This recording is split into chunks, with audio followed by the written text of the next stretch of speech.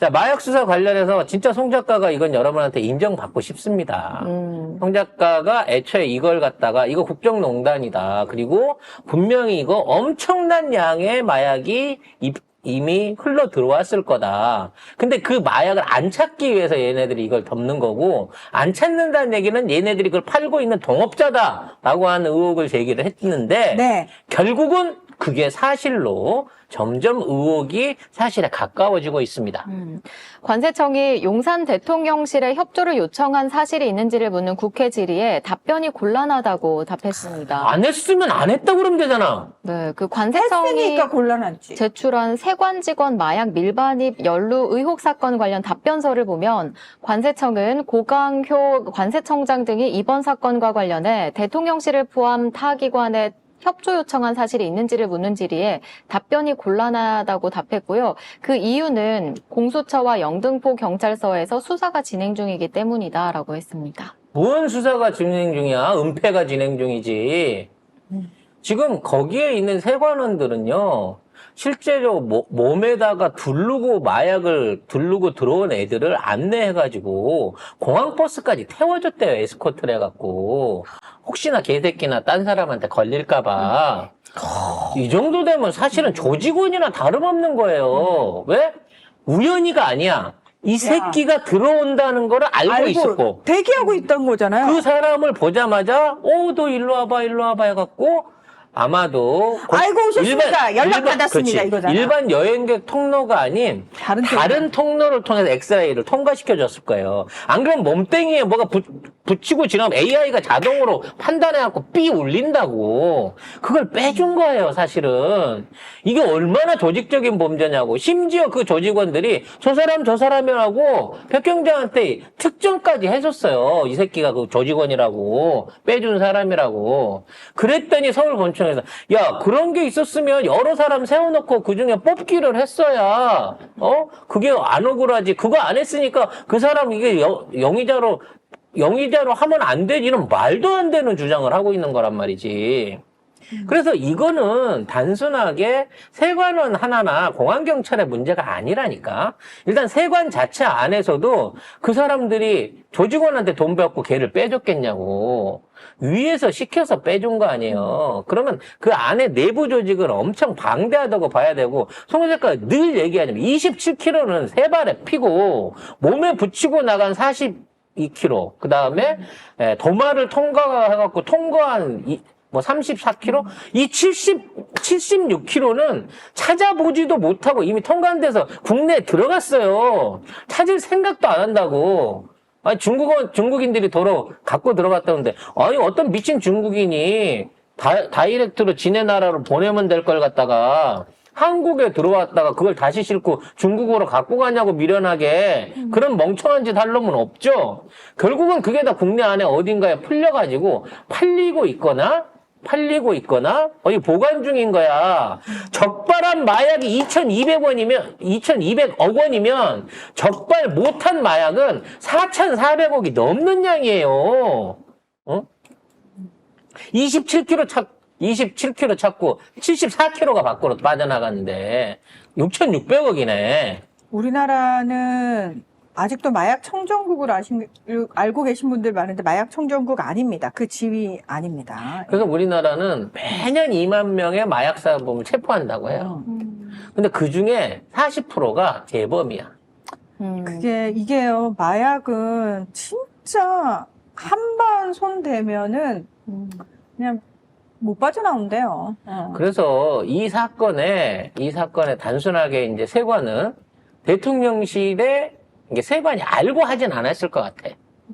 왜냐면 이 부분에 대해서 니들이 총장부터 시작해서 다 돌아다니면서 경찰이랑 얘기해서 덮어라라는 얘기를 총장이 직접 한다고 해도 이걸 안 할 거란 말이야. 그런 짓거리를 하고 댕기라고 하는 놈은 용산 정도에서 오다를 내려줬을 거라고 생각하는 거지. 그래서 시원하게 물어본 거야. 대답을 안 할 줄 알았지만. 용산이 시키더나? 그랬는데 대답하기가 곤란하대. 이건 사실상 시켰다고 자백하는 거예요. 그리고 몇 번을 제가 말씀을 드립니다만, 이러한 사건이 터지면 단군 이래 최대의 마약 사건입니다. 1억봉 규모로는요. 그러면 검찰 법무부가 나서가지고 지금 빠져나간 마약도 찾고 지금 저기 말레이시아에서 추가로 들어오는 거를 막았다 뭐 이런 개소리 하고 있는데 막은 거는 막은 건지 아니면 보류를 시킨 건지 현장에서 그 사람들을 잡아서 마약을 회수했는지 모르는 거고 이미 국내에 들어온 76kg에 달하는 마약은 74kg에 달하는 마약은 어디에 있는지 니들이 추적을 해갖고 찾아내야 될 거 아니냐고. 시가로 6,600억 원어치야. 국민 800만 명이 맞을 수 있는 어마어마한 양이 국내로 반입됐는데 여기에 대한 보도도 못하게 하고 있어? 그럼 니들이 그거 갖고 팔아먹어서 한미천 챙기려는 걸로밖에 생각을 할 수밖에 없는 거 아니냐고. 한동훈이 그렇게 난리를 치면서 마약 단절을 시킨다고 했는데 실제적으로는 예년에 비해서 구속되거나 압수되거나 적발되는 어떤 양이 달라진 게 하나가 없어요. 지난 2년 동안에. 2만 명 정도니까. 더군다나 진짜 마약 처먹은 사위, 골프장 사위 같은 이런 놈들은 아예 지금 구속도 안 되고 있는 상황인 거니까 있는 놈들은 편하게 마약 처먹고 하고 있는 거죠. 여기에서 제일 중요한 건 영등포 경찰서에 있는 백경장이 경장이더라. 백경장이 아니라 경정이죠. 경장이라고 하면 안 된대요. 경정이 이거에 관련돼서 마약 수사를 하겠다고 남부지법에다가 영장을 2번을 냈단 말이에요. 한 번은 휴대폰, 한 번은 회사 세관 컴퓨터. 근데 휴대폰은 보류됐다가 열흘 후에 오는 바람에 걔들이 싹 휴대폰 팔고 포렌식 해버렸고요.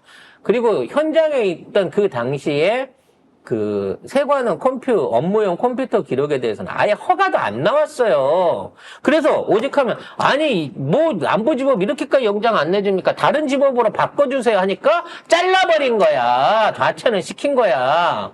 이렇게 되면 남부지법도, 검찰도 알고 개입했다는 얘기밖에 안 되잖아요?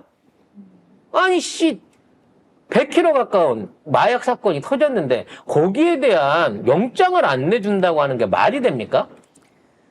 이 모든 게 엄청난 국정농단이에요. 최혜병 사건 중요하죠? 소중한 젊은이 한 사람이 희생을 당했고 이걸 덮기 위해서 국가 권력이 동원됐으니까. 근데 더 웃기는 거는 국민 800만 명을 마약에 중독시킬 수 있는 6천억이 넘는 규모의 어마어마한 마약이 풀렸는데도 불구하고 검찰도 언론도 아무도 이 사건에 대해서 얘기를 안 한다는 거예요. 입을 쳐닫고 있다는 겁니다. 그렇게까지 입을 쳐닫는 이유가 있을 거 아니야. 결국은 그 돈이죠. 그 엄청난 마약 대금인 거죠. 아이고. 사실상에 팔지 않은 금덩어리를 쥐고 있는 거나 마찬가지예요, 이 새끼들은. 그게 아직 안 풀렸다고 생각하시는 거예요? 어딘가에 풀릴진 모르지만 풀리는 순간 조금씩 돈이 되고 있을 거고. 그렇죠. 그 돈을 어떤 조직원들이 모아서 챙기고 있을 거 아닙니까? 그래서 그 부분에 대한 걸 추적하고 파야 돼요. 그래서 이 히로뽕 마약들이 어디서 공급을 받았고 얼마나 공급이 되고 있고 어떤 새끼가 처먹고 있고 그 대금이 어디 갔는지를 추적을 하다 보면 결국은 원주인한테 갈 거 아니냐고. 근데 그 원주인이 누군지를 아니까 이 짓을 안 하는 거 아니냐고. 그거 말고 다른 이유가 나갈 게 뭐 있어요. 공무원들이 하는 일이 그건데. 그래서 이와 관련된 특검 강력하게 해야 됩니다. 제일 중요한 건 여기에서 이 용산과 경찰과 세관원을 두루 거치면서 압력을 행사하고 어떤 은폐를 지휘했던 이 조 경무관이란 이 인물이 조병로 경무관 이 인물이 이미 주범의 이러한 마약 사범들 구명 로비로 인해갖고 경찰서장한테 보고가 됐고 윤희근이가 이 새끼 징계시켜! 라고 했는데 징계를 보냈더니 경징계를 하라 그랬대요. 징계위원회에서. 그래서 경징계를 하라고 말하자면 감사하는 팀이 올렸는데 징계위원회에서 그 경징계도 안 했어. 그러면 징계위원회에서 아니 이 새끼는 경징계를 왜 안 내려줍니까? 이거 문제 있는 겁니다라고 다시 상고를 해야 되는데 그걸 안 하면서 아예 징계를 안 받고 풀려난 거예요. 그냥 징계에 회부됐다는 기록만 있고 전혀 실질적인 징계를 안 받았어. 이게 어떻게 가능하냐고. 이 역시도 로비가 아니고서야 어떻게 가능한 상황이 되겠느냐는 거지. 다 털어야 돼요. 그리고 이러한 로비를 할 수 있는 사람이 이종호였다는 거 아니야. 그 이종호가 최상벽 때도 로비를 했고 지금 이 조병로한테 관련된 것도 로비를 했을 가능성이 있으면 이종호가 거칠 수 있는 로비의 대상이 누구겠냐고. 이 사람이 대단한 영향력이 있는 인플루언서라서 대한민국에 든 모든 행정직 공무원을 다 로비할 수 있었을까? 그럴 필요가 없지. 왜? 자기를 오빠라고 부르는 걔한테만 하면 되니까. 그 오빠라고 불리는 그 걔한테 먹는 게 아니고요. 걔한테 전화 한 통만 때리면 이런 말도 안 되는 사건들이 다 덮어진다는 거고 실제적으로 거의 다 덮었단 말이에요, 지금. 이게 박정훈 대령이나 지금 있는 백혜련 경정 같은 이런 분들의 용기 그리고 그분들의 어떤 증언이 없었으면 이거 그냥 묻히고 지나갈 수밖에 없는 사건이 이미 돼 있었던 거라고. 관련해서 보도들이 나오고 있는데 이거는 정말 굉장히 단편적인 보도예요. 유통책들한테 이거 어떻게 유통시키니? 이런 거 르포처럼 해온 건데 사실은 아무 의미 없는데 의미가 없지. 밑에서 꼬리 자르기만 계속 해봤자 계속 이런 꼬리 자르는 기사만 나오고 있는 거야. 검찰이나 세관원을 조사해야 된다는 기사가 안 나오고 이런 것만 나온단 말이죠. 네, JTBC 취재진이 인천구치소에 가서 구속된 마약 중간 유통책을 면회하며 취재를 했는데요. 이 유통책이 직접 마약이 국내로 들어오고 유통되는 과정을 다 얘기를 해줬습니다. 사실상 조직 두목은 태국이나 미얀마 등 해외에 머물면서 물건을 보내는 역할을 하고 받는 장소 같은 경우는 부동산 앱으로 직접 고르는데 보통 신축 오피스텔, 비어있는 집 주소를 이용한다고 해요. 그 집 주소 문 앞에다가 놔두면 이제 송장에는 물론 보내는 사람, 받는 사람 다 가명이고요. 그 화물 한 상자를 받아서 처리할 때마다 한 200만 원 정도 수고비를 받는 구조라고 합니다. 그럼 수고비가 200만 원이면 그 안에 있는 마약의 양은 얼마겠습니까? 아마 상상을 초월하는 양이 들어있을 거예요. 수억 원어치의 양이 들어있을 거예요. 그러니까 이걸 한꺼번에 안 내고 이렇게 쪼개가지고 중간 유통창한테 하는 거고요. 요즘은 다이렉트로도 다 해요. 그러니까 중고나라나 아니면 일반 게임 사이트 같은 데서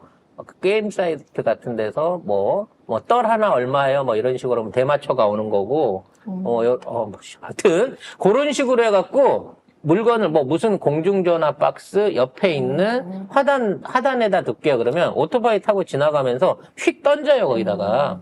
그러면 나중에 가서 그냥 검정 비닐봉지 주워오는 이런 식으로 던지기 수법들도 엄청 다양해지고 있고요. 이런 것들을 활용할 수 있는 이런 다크 앱들이 어마어마하게 막 중고 사이트, 결혼 사이트, 그 다음에 방 사이트 이런 데서 그 안에서 수요자들끼리의 그 통화를 통해갖고 얼마든지 이걸 구한단 말이에요. 그리고 하고 다른 데로 옮겨버리니까 추적해봐야 의미가 없어, 현장에서. 포착을 못하면. 또 그것뿐입니까? 이에 대한 결제 대금들도요, 지금 비트코인으로 자유롭게 들고 나갔다 왔다 해요. 그냥 현지에다 비트코인으로 해서 주거나 아니면 거기에 있는 어떤 자세하게 자금들이 자꾸 의심받아요. 비트코인을 통해 가지고 유통돼서 국내에서 다 환전이 돼 갖고 운영이 된다고. 그러니까 점점 더 찾아내기가 힘들어요. 이런 허점들을 이용해 갖고 지금 대한민국에서 제일 큰 마약 조직을 잡은 거야. 심지어 검찰이나 세관원이나 경찰까지 동원할 수 있는 마약 조직을 잡은 거야. 이거 하나만 잡으면 대한민국 유통 마약의 60~70%의 뿌리를 뽑을 수가 있어. 뽑을까요? 안 뽑죠. 이미 다 그 꼬리들은 다 끊어져 버린 거야. 이제 할 수 있는 건 뭐냐? 여기에 동원됐던 공무원들을 찾아내갖고 이 새끼들의 배우가 누군지를 찾아야 돼. 지금 이 중간책이나 이런 거 찾아가봐야 이미 다 끝났어. 계좌 끝났고 다크앱 끝났고 연락처 끝났고 장부 다 끝났어요.